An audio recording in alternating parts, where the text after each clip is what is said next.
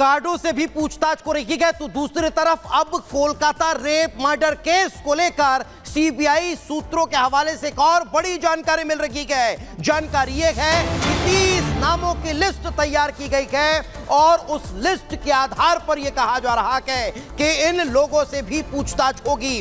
उन 30 लोगों की लिस्ट में जो अभिया है उसके दोस्तों का नाम भी शामिल है। जानकारी यह भी बताई जा रही है कि ये वही दोस्त हैं जिनके नाम पीड़ित परिवार ने ही सीबीआई को दिए हैं। तो लगातार सीबीआई अब जांच का दायरा बढ़ाती हुई नजर आ रही है।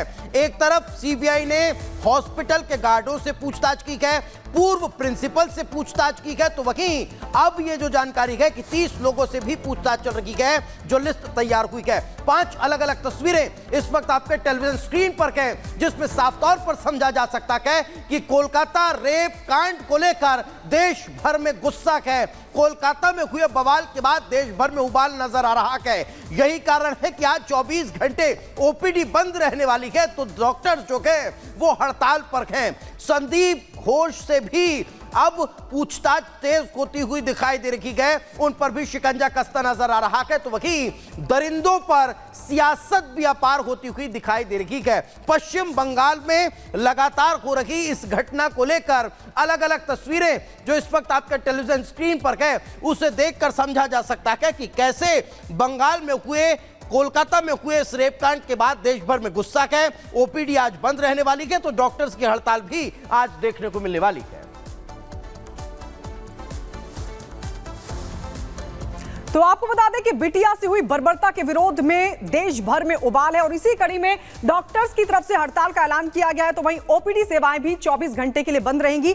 लेकिन उधर सीबीआई लगातार इस पूरे मामले की छानबीन कर रही है और ऐसा माना जा रहा है कि अब सीबीआई इस पूरे केस की तह तक जाने के बेहद करीब है। और इसी कड़ी में पूर्व प्रिंसिपल के भी बयान दर्ज किए गए। लेकिन क्या कुछ पूर्व प्रिंसिपल ने कहा, इस रिपोर्ट में आपको दिखाते हैं। We want justice. We want justice. No safety, no duty. Bengal की बिटिया के साथ हुई बर्बरता के बाद उपजा आक्रोश थमने का नाम नहीं ले रहा। जहां देश भर में नाराज लोग विरोध दर्ज करा रहे हैं, तो वहीं स्वास्थ्यकर्मी भी अब सड़कों पर नजर आ रहे हैं, जो कोलकाता में हुई दरिंदगी के असली गुनहगारों को पकड़ने के साथ साथ अपनी सुरक्षा की मांग को लेकर हड़ताल पर जा रहे हैं।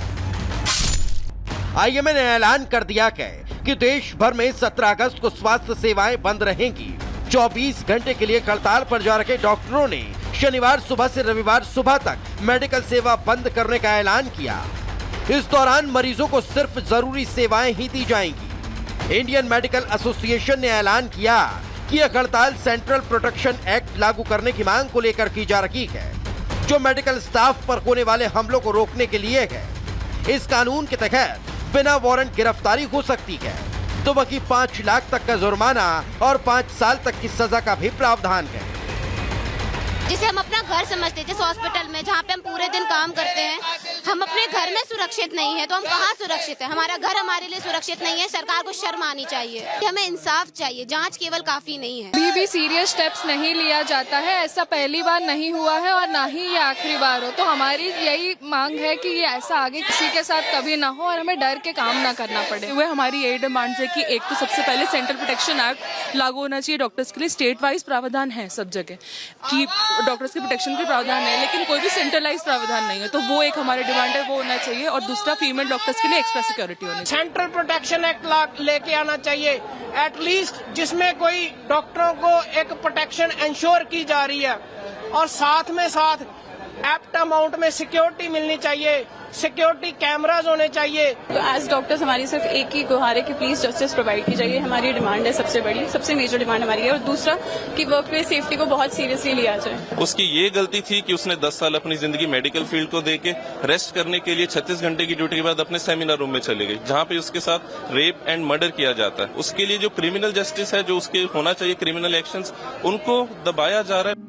एक तरफ कोलकाता कांड पर बंगाल में बवाल है, तो दूसरी तरफ देश भर में उबाल है। इससे इतर जांच में जुटी सीबीआई टीम के तीखे सवाल, जिनका सामना पूर्व प्रिंसिपल संदीप घोष को करना पड़ा।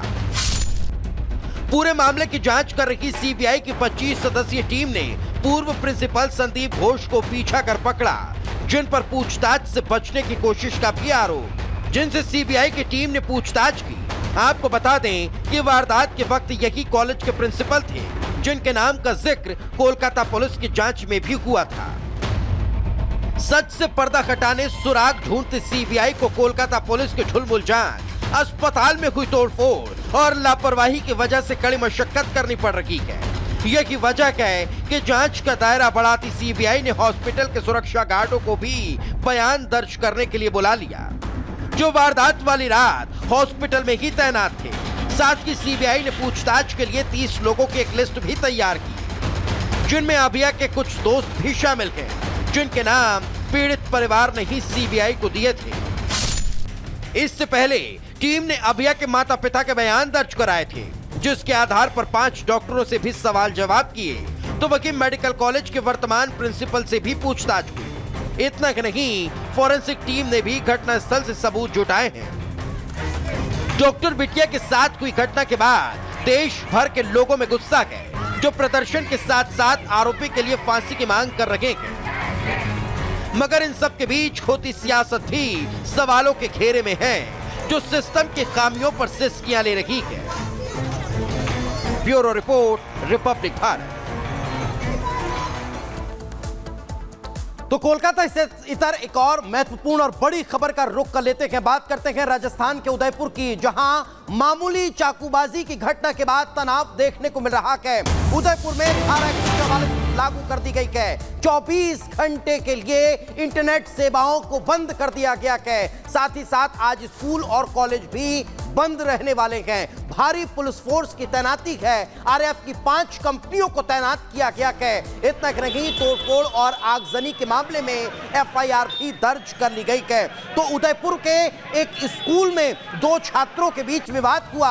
एक छात्र ने दूसरे को चाकू से घायल कर दिया, जिसके बाद तनाव देखने को मिल रहा है। उदयपुर की सड़कों पर हो हल्ला और हंगामा हुआ। गाड़ियों को आग लगा दी गई, दुकानों में तोड़फोड़ की गई, जिसके बाद अब इस स्थिति को कंट्रोल करने के लिए धारा 144 लागू की गई। तो वहीं आज स्कूल कॉलेज को बंद किया गया है। 5 तस्वीरें इस वक्त आपके टेलीविजन स्क्रीन पर, जिनमें आप समझ सकते हैं कि कैसे इस घटना के बाद गाड़ियों को आग के हवाले कर दिया गया। उसे कंट्रोल करने के लिए धारा 144 लागू की गई। हिंसा और तोड़फोड़ की तस्वीरें आपके टेलीविजन स्क्रीन पर हैं। प्रदर्शन और बवाल के बाद अब फोर्स की तैनाती की गई और 5 रैपिड एक्शन फोर्स की कंपनियों को सड़कों पर उतारा गया, ताकि स्थिति को कंट्रोल किया जा सके।